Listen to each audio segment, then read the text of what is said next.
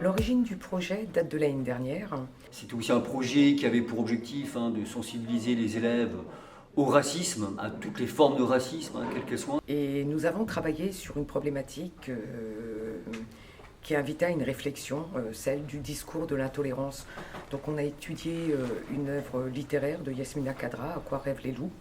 On a étudié un personnage et on s'est posé la question, mais comment un personnage, un être humain comme ça, peut-il devenir aussi monstrueux? On a étudié une œuvre cinématographique, La Vague. Et là, on a étudié l'analyse, enfin, on a dressé le portrait d'un groupe de personnages qui est tombé, le groupe est tombé dans les pièges de l'intolérance, du racisme. On a travaillé en histoire la Seconde Guerre mondiale et on est rentré par le biais du camp de Natzweiler-Struthof où on a étudié l'univers concentrationnaire et tout le processus de déshumanisation, de déni de l'être humain. L'historien Christophe Verlet est venu nous voir et a travaillé avec nous au lycée Bugatti au CDI. On a travaillé sur les archives, on a dressé les biographies des victimes de la barbarie nazie, juives et non juives, donc résistants non juives. Et l'après-midi, on a fait un parcours autour des pavés de mémoire à Rixheim pour leur rendre hommage. On a fait aussi venir l'exposition des fusillés de l'affiche rouge, à la tête Manoukian, qui incarne la résistance, plus particulièrement d'un groupe de main-d'œuvre immigrée qui s'est battu pour les valeurs de la République. Nous sommes allés au mémorial de la Shoah à Paris et le 5 février, nous avons fait le voyage au camp d'Auschwitz. Et on a vu d'un côté le camp de concentration et de l'autre le centre d'extermination. Et l'objectif, effectivement, c'est que cette nouvelle génération qui arrive prenne le relais et diffuse justement des valeurs dans le monde entier, des valeurs qu'ils ont pu éventuellement apprendre par rapport à ce qu'ils ont vu, par rapport aux différents échanges qu'ils ont pu avoir. Et j'ai particulièrement été touché par ce projet en lien avec le lycée Bugatti. Il a aidé les élèves à pouvoir s'exprimer, à mettre des mots sur des choses. Et là, pour le projet Bugatti, elle m'a sollicité suite à un parcours citoyen. Nous sommes allés sur des lieux de mémoire, nous avons rencontré des témoins de cette histoire et je les ai trouvés extrêmement sensibles et intéressés et très respectueux. Qu'est-ce que ces jeunes ont à dire de ça? Et qu'est-ce qu'ils ont à dire aujourd'hui aussi au monde suite à ce voyage, quoi? Je me suis engagé dans ce projet par rapport au fait que je trouve ça injuste qu'on dénigre une personne plus qu'une autre. Pour moi, c'est pas des choses qui se font.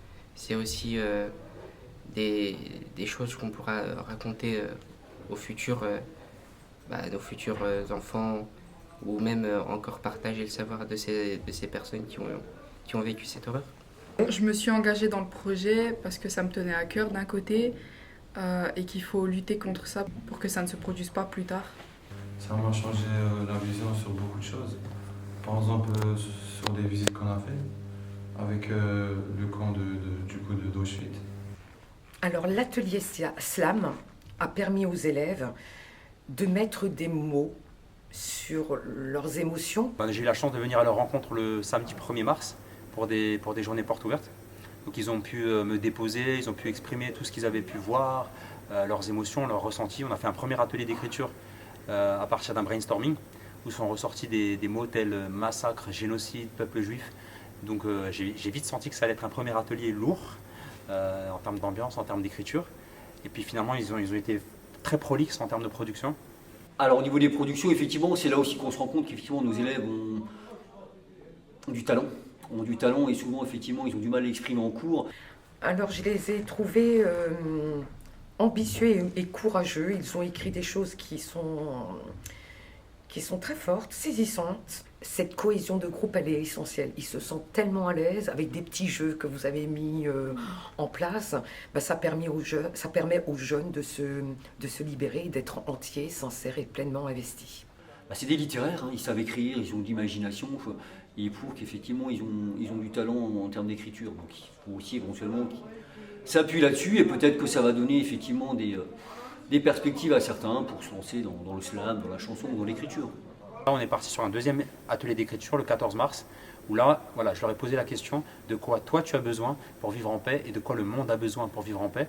Et là, pareil, ils ont été très prolixes en écriture, certains sous des formes plus classiques, des quatrains, plus sous la forme poésie classique, et les autres vraiment en mode rap, revendicatif, etc. Donc il m'a fallu faire le tri dans tous leurs textes, parce que d'emblée, je leur ai précisé que la commande, c'était de faire un titre, un clip vidéo et musical, donc grosso modo 3 minutes 30, 4 minutes. Donc forcément, on n'allait pas pouvoir, ils n'allaient pas pouvoir déclamer et enregistrer tous les textes. On a fait un choix. Le slam, il m'a apporté beaucoup de choses, dont la facilité à un peu mieux écrire les choses. Parce que d'habitude, j'ai moins de facilité à sortir, à écrire avec mon imagination. Le slam m'a permis de prendre un peu plus confiance en moi et d'exprimer mes sentiments. Le projet m'a permis de ne pas garder ce que je pense, parce que j'ai tendance à garder ce que je pense. Au fond de moi, je le conserve, je le dis pas. C'est une chose que je n'ose pas faire, pour des représailles et des jugements. Et oralement, ça peut aider aussi. Et aussi sur le slam, j'avais jamais travaillé de plus près sur ce thème on va dire de musique. Et maintenant, je connais un peu mieux du coup le slam. Et voilà.